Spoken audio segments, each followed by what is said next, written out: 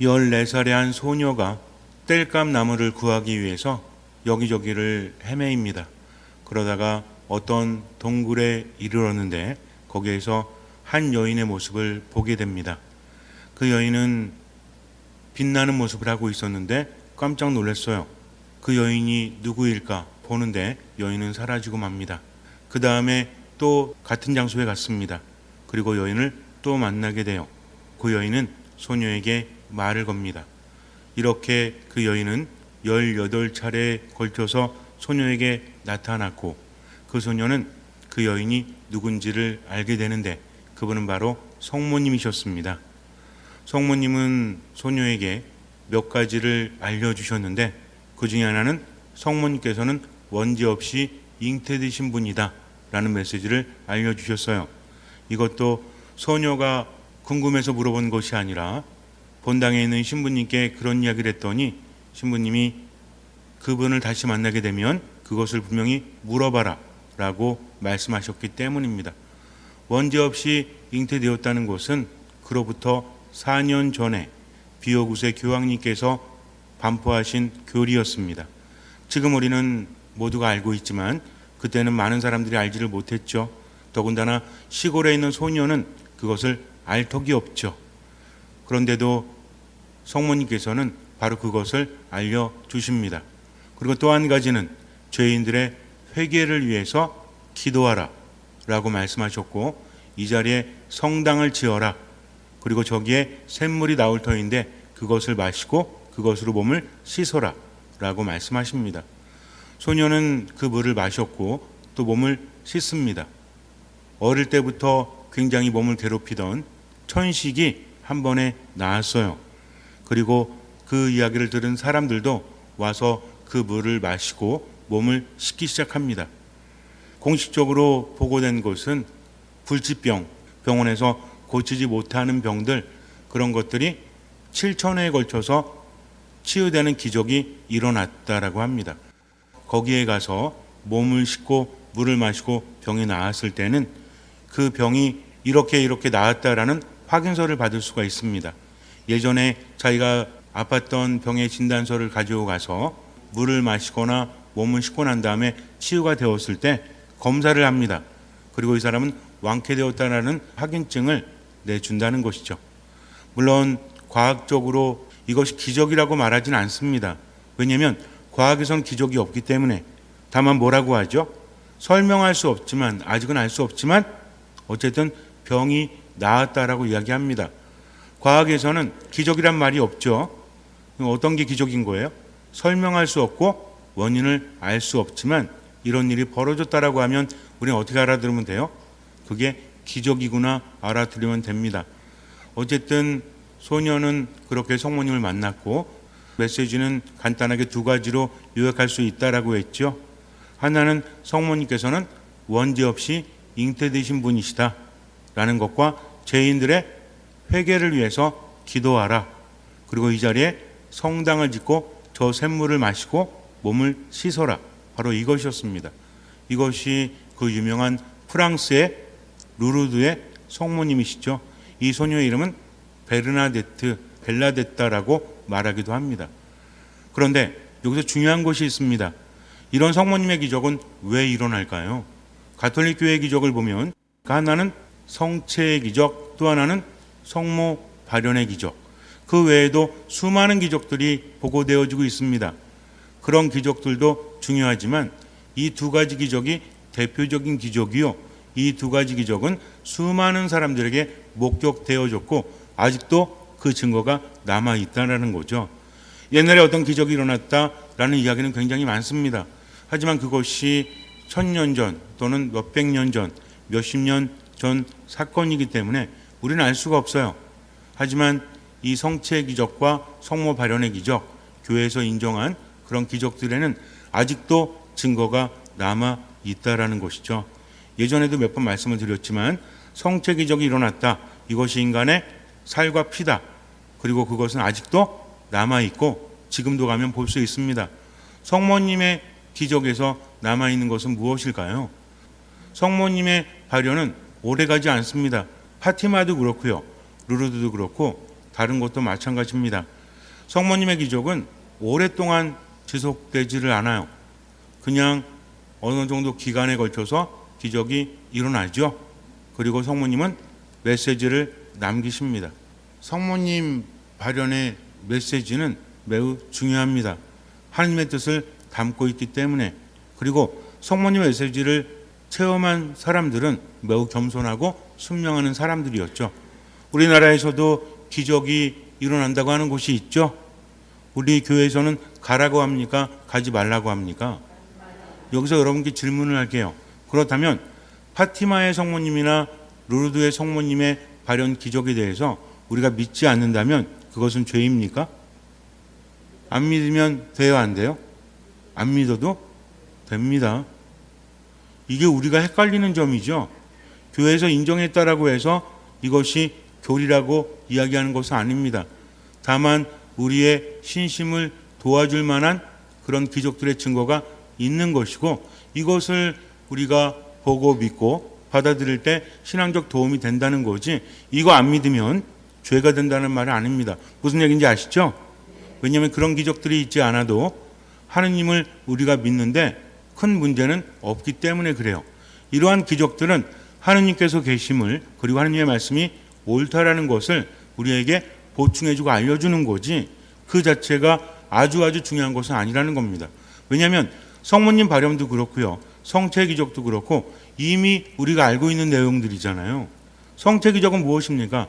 예수님의 몸과 피로 우리에게 생명을 주신다. 그것은 바로 하느님의 몸과 피다라는 사실이죠.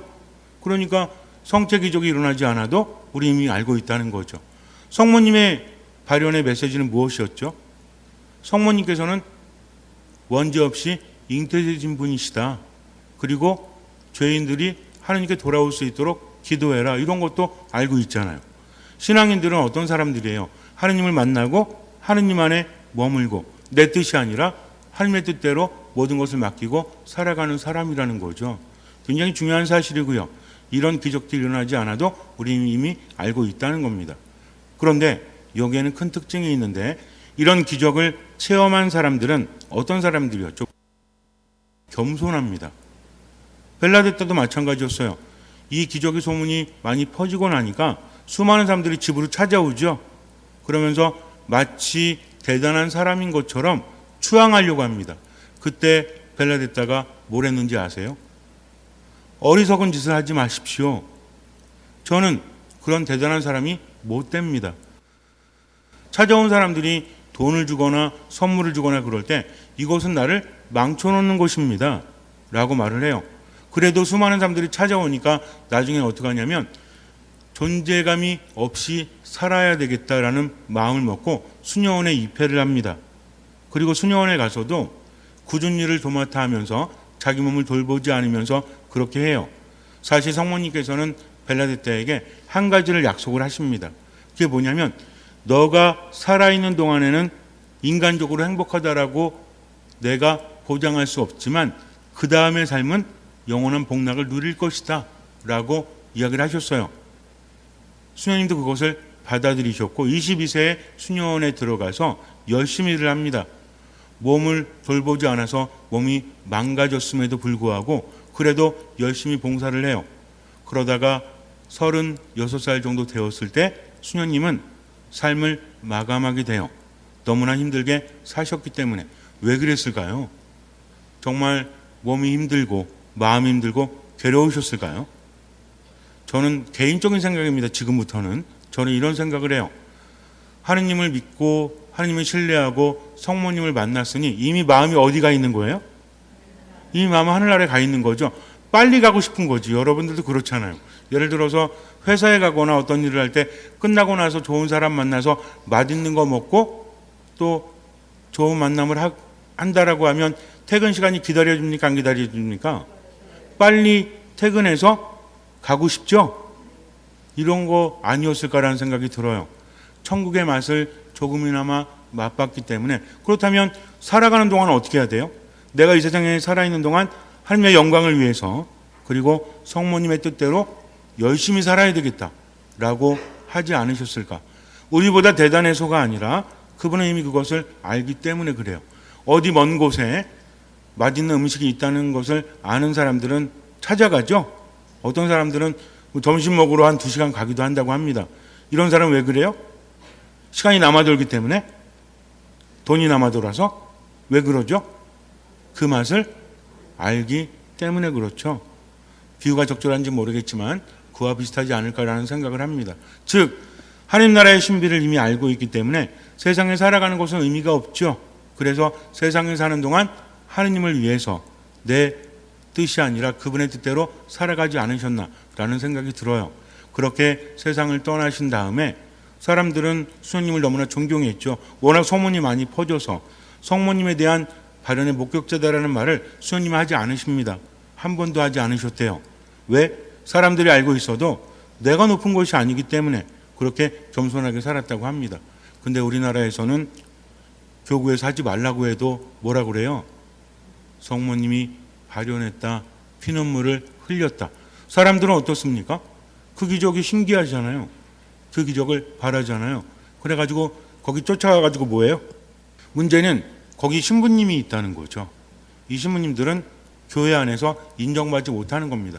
사제들이 대단해서 미사를 봉헌하거나 성사를 집전하는 게 아니죠. 성사권을 받았기 때문에 그래요. 누가 하지 말라고 하면, 주교님이 하지 말라고 하면 미사를 할 수 없어요. 성사를 줄 수 없습니다. 그래서 증서를 받습니다. 성사를 거행할 수 있는 권한을 주교님께 받는다는 거죠. 무슨 얘기인지 아시겠어요?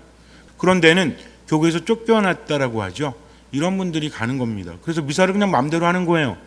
이거를 교구에서 제재해도 그냥 하는 겁니다.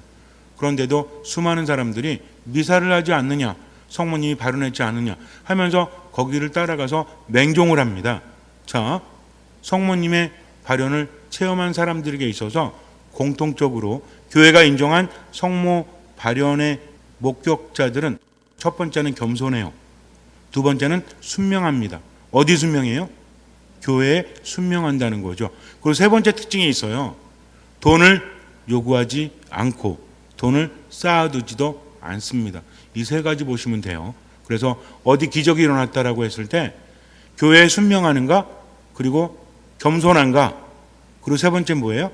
돈을 추구하는가, 추구하지 않는가. 이 세 가지만 봐도 확실하다는 거죠. 제가 여러분께 지금까지 말씀드렸지만 루르드, 파티마도 마찬가지입니다. 우리가 안 믿어도 된다는 거죠. 무슨 얘기인지 아시겠어요? 하지만 무엇은 믿어야 되죠? 하느님은 믿어야 되고 그분의 말씀도 믿어야 되고 교회 가르침도 믿어야 됩니다. 이게 더 중요하다는 거죠.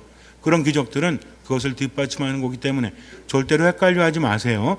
그래서 교회에서 하지 말라고 하면 안 하면 되는 겁니다. 교회에서 하라고 하면 되는 거예요. 벨라디타 수녀님도 그랬다는 거죠. 그래서 함구하면서 일생을 살아갔어요. 그러다가 돌아가시니까 사람들이 수녀님이 너무나 그립잖아요. 그래서 성당에서도 수녀님의 시신을 땅에 묻지 않고 관에 넣어서 납으로 막은 다음에 누구나 그 관을 볼 수 있도록 해둡니다. 그리고 나서 30년이 지났어요.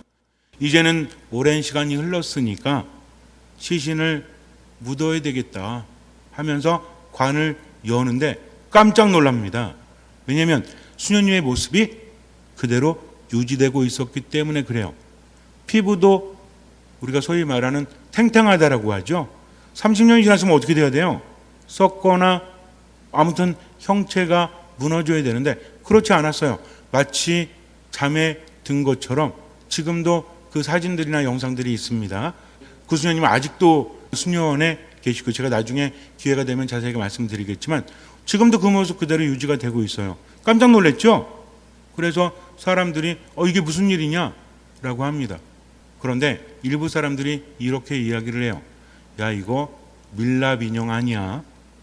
사람들을 현혹시키기 위해서 밀랍으로 만든 거 아니야? 라는 소문이 퍼지기 시작을 해요. 기적이 일어났을 때 사람들은 나뉘죠. 정말 기적이다, 대단하다 라고 하는 사람이 있는가 하면 어떤 사람들이 있어요? 안 믿는 사람들이 있어요. 일단 안 믿고 보는 거죠. 이런 사람들이 있습니다. 예수님께서 기적을 행하셨을 때도 믿지 않는 사람들은 의심했죠. 그래서 뭐라 그래요? 예수님을 믿고 싶지 않으니까 저것은 사탄의 두목의 힘을 빌어서 하는 기적이다라고 이야기까지 합니다. 사람들은 이래요. 아무리 보여줘도 눈이 먼 사람들은 믿지 못해요. 또 한 가지, 그냥 무조건 믿는 것도 좋은 것은 아닙니다. 중심을 잘 잡을 수 있어야 돼요. 그래서 교회에서는 수녀님의 시신을 검사하게 됩니다. 객관적으로 과학자들, 의사들 이런 사람들이 참여를 해요. 그래서 이것은 밀랍 인형이 아니라 참으로 인간의 시신이다라고 발표를 해요. 그랬더니 어떤 전문가들이 뭐라고 하냐면 이것은 관이 밀봉되어져 있기 때문에 산소가 들어가지 않아서 그대로 남은 것이다라고 말을 합니다.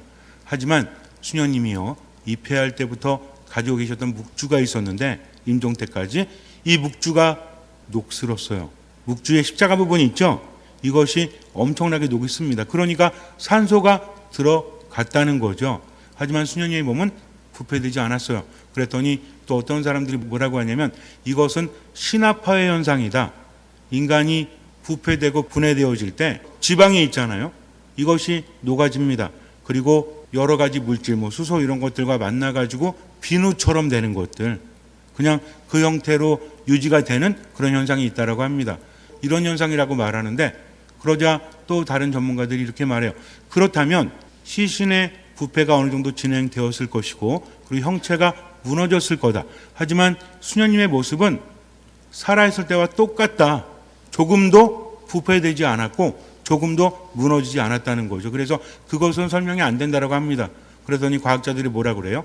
이것은 설명되어질 수 없지만, 원인은 알 수 없지만 어쨌든 보존되어지고 있다. 그리고 더욱더 기가 막힌 것은 내장 기관도 멀쩡했다라고 합니다. 지금도 그것이 유지되는데, 지금은 수녀님이 돌아가신 지 143년째가 되는 거예요. 아직도 수녀원에 가면 그 수녀님을 볼 수가 있습니다. 이것은 기적이죠. 기적입니다. 이런 기적이 왜 일어났을까요? 기적 자체는 중요하지 않다라고 했어요. 기적은 하느님께로부터 오는 것이고 거기에는 무엇이 있다? 메시지가 있다라는 거죠. 오래전에 이런 성모님 발현 사건이 있었다. 성체 기적이 있었다. 그러나 우리에게도 이 기적은 의미가 있기 때문에 아직까지도 그 증거가 남아 있다는 겁니다. 무엇을 말할까요? 기적은 하느님께로부터 오고 이 기적에는 하느님의 메시지가 담겨 있고 이것은 중요하다. 바로 이것입니다. 그래서 어떤 기적이 일어났다 했을 때 신기하다, 대단하다 이것도 있지만 더욱더 중요한 건 뭐다? 신기한 것은 그때뿐이잖아요. 신기하고 대단한 것은 그때뿐이고 그것을 본 사람들 뿐이잖아요. 하지만 그 기적의 증거가 아직까지 남아있다는 것은 그 기적이 그때 당시뿐만 아니라 지금 우리에게도 의미가 있다는 것을 이야기해 줍니다. 이런 눈으로 우리는 성경을 바라봐야 돼요. 예수님께서 세상에 오셔서 죽은 사람을 살렸다. 그리고 안진뱅이를 일으키셨다. 손이 오그란 사람을 피게 하셨다. 나병 환자를 깨끗하게 했다. 대단하죠. 근데 우리하고 어떤 의미가 있죠? 좀 와닿지 않잖아요. 하지만 이런 기적들은 우리에게도 의미가 있다 없다? 의미가 있다라는 겁니다. 그래서 기적에는요, 잠시 동안 일어났다가 사라지는 거 말고요, 영원히 남을 무엇이 중요하다? 메시지가 중요하다는 거죠. 나병 환자가 예수님을 만나서 치유를 받습니다. 몸이 깨끗해지죠. 그럴 때 어떤 과정에 걸쳐서 기적이 일어났는가에 우리는 주목해야 돼요. 일단 나병 환자는 예수님께 다가갔죠. 왜 다가갔을까요? 치유받기 위해서 다가갔겠죠. 이 사람에게서 중요한 것은 예수님은 치유하실 수 있는 분이다라는 무엇이 있었기 때문에, 확신, 믿음이 있었기 때문이고, 이런 치유는 누구만이 하신다? 하느님만이 하신다는 거죠. 그래서 이분은 단순히 내 몸을 치유하시는 것뿐만 아니라 내 영혼을 구해주시는 분. 왜? 처음에는 몸이 낫기 위해서 예수님에 대한 소문을 듣고 주목을 했지만 그분의 말씀을 들으면서 단순히 몸뿐만 아니라 내 영혼도 구원받을 수 있겠구나 라는 확신이 있었기 때문에 무엇을 겁니까? 목숨을 거는 거죠. 나병 환자는 사람들 앞에 공공연하게 나타나면 돼요, 안 돼요? 안 돼요. 그렇게 나타났다가는 뭐 맞아 죽죠? 돌 맞아 죽습니다. 그들의 영역이 따로 있었다는 거죠. 그런데 예수님께서는 그들에게 찾아가지 않으십니다. 어느 날 예수님께서 나병 환자 구역에 가서 저 왔어요. 아니 나 예수인데 여러분들 오세요. 내가 고쳐줄게요. 라고 하십니까? 그렇지 않아요. 그분은 가는 인연 막지를 않고, 아닌가? 오는 인연 그 뭐 있잖아, 노래 있잖아요. 가는 인연 막지를 말고 오는 인연 뭐하고 이런 거 있잖아요. 예수님은요, 당신의 말씀을 듣고 오는 사람을 막지 않으십니다. 당신을 떠나는 사람도 잡지 않으십니다. 나병 환자는 예수님의 이야기를 듣고 그분이 하느님이심을 믿게 돼요. 그리고 이제는 무엇을 내려놓습니까? 목숨도 내려놓는다는 거죠. 그래서 예수님 앞에 나서서 어떻게 합니까? 땅에 엎드리죠. 그리고 뭐라고 해요? 주님께서는 하고자 하시면 저를 깨끗하게 하실 수 있으십니다. 이 안에 모든 믿음이 담겨져 있다는 거죠. 당신이 원하는 게 중요합니다. 당신은 할 수 있으십니다. 당신이 원하신다면 저는 깨끗하게 될 수 있습니다. 그랬더니 예수님께서 뭐라고 하십니까? 그분은 더 이상 시험하지 않으시죠. 그에게 손을 대십니다. 그리고 뭐라고 해요? 내가 하고자 하니 깨끗하게 되어라. 그의 이야기로 기적이 일어납니다. 굉장히 중요한 거예요. 기적은 하느님께로부터 오지만 그 기적을 가능하게 하는 것은 무엇이다? 믿음이다. 이 믿음은 무엇이다? 예수님이 하느님이신 줄을 알아보는 것, 그리고 그분을 믿는 것, 그리고 내 자신을 그분 앞에 내려놓는 것, 무엇까지도 목숨까지도 포기할 수 있는 것, 이것이 믿음이요. 이런 믿음을 통해서 기적이 일어나는 겁니다. 그렇다면 이 기적이 나하고 어떤 의미가 있죠? 중요한 건 이겁니다. 단순히 몸을 깨끗하게 하는 것, 몸을 치유하는 것, 이것이 아니라 누구를 만나는 것? 하느님을 만나는 것. 우리가 예수님을 통해서 하느님을 만나죠. 그리고 그분을 믿죠. 그분을 신뢰하죠. 그분께 돌아가죠. 이것을 무엇이라고 합니까? 하느님을 알아보았다면 그분께 가죠. 이걸 뭐라고 그래요? 이게 회개입니다. 이게 회개예요. 구체적으로 뭐죠? 이제는 내 뜻이 아니라 하느님의 뜻대로 살아가는 것. 묵상의 깊이에 따라서 달라집니다. 하느님이 무엇을 바라시죠? 어떻게 알아요? 본당 신부님 이야기 듣고 책 읽고, 물론 그런 것도 필요하지만 내가 기도 안에 머물 때 하느님께서 누구에게? 하느님께서 옆집 사람에게? 하느님께서 내 형제들에게? 하느님께서 나에게 바라시는 것을 내가 알기 위해서는 어떻게 해야 돼요? 기도해야 됩니다. 말씀 안에 머물러야 되고 미사 안에 온전히 머무는 거죠. 어떤 마음으로? 듣는 마음으로. 그러다 보면 그분이 나에게 말씀하시는 것이 들리죠. 무엇을 통해서? 내 마음을 통해서. 귀로 직접 들리면 저한테 찾아오라고 했죠. 이거는 조금 생각해 봐야 돼요. 마음으로 들립니다. 그러면서 뭐가 변화돼요? 마음이 변화된다니까요. 느낌이 변화되고 예전에 하지 않던 것을 합니다. 나병 환자처럼 이제는 목숨을 중요하게 여기는 게 아니라 당신을 만나기 위해서라면 목숨까지도 내어놓을게요 하면서 그분을 그리워하고 그분 앞에 나아가는 거죠. 내 삶이 변화됩니다. 그러면서 나는 신앙적 체험을 하고 그 체험을 통해서 무엇이 일어난다? 기적이 일어난다는 거죠. 그래서 하나님의 기적에는 무엇이 있다? 스토리가 있습니다. 단순히 기적 자체가 중요하다 이게 아니라 이 기적이 당시뿐만 아니라 지금 우리에게도 열려 있다는 거죠. 그 의미는 무엇이죠? 하느님을 알아보고 하느님을 만나고 그분 안에 머물면, 그리고 내가 무엇을 가지면? 그분에 대한 믿음을 가지면. 이 믿음은 언제 생기죠? 그분을 알 때. 어떤 마음으로? 듣는 마음으로 그분 안에 머물 때 삶 안에서 기적은 일어날 수밖에 없다. 기적이 중요한 게 아니라 무엇이 중요한 겁니까? 하느님께서 나와 함께 하시고 하느님 나에게 의미가 있고 내가 하느님 안에 머문다. 그분의 뜻대로. 이겁니다. 그것이 우리에게 전해지는 하느님 기적의 스토리라는 거죠. 그런데 이것을 원하지도 않고 알지도 않으니까 뭐만 찾아요? 신기한 것만 찾는 거지. 들으려고 하지 않습니다. 교회에서 말해도 나는 기적 자체에 매여 있는 거죠. 이 기적은 대단합니다라고 말해요. 그러나 기적을 체험한 사람들은 어떤 사람들이에요? 겸손한 사람들이에요. 어떤 사람들이에요? 순명하는 사람들이에요. 하느님을 만난 사람들이라는 거죠. 이것을 잊지 말아야 합니다. 잠시 눈을 감으세요. 예수님의 기적은 지금 우리에게도 열려 있는 거죠. 성당에 왜 다닙니까? 하느님 만나러 왔잖아요. 무엇인가 바라잖아요. 인간적인 바람은 나쁜 것이 아닙니다. 계속 바람을 가지세요. 그러나 하느님 안에 머물면 자꾸만 들으십시오. 그러면 내가 변화됩니다. 가장 중요한 것이 뭔지를 깨닫게 되죠. 하느님을 알고 그분을 만나고 그분 안에 머물고 그분을 따라가야 되겠다.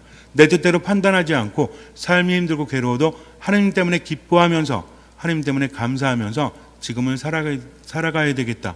미사 말씀 기도 안에 듣는 마음으로 지금 이 순간 감사하면서 행복하게 살아가야 되겠다. 하느님께서 나와 함께 하시니까 이런 믿음을 가질 때 삶은 변화될 수밖에 없죠.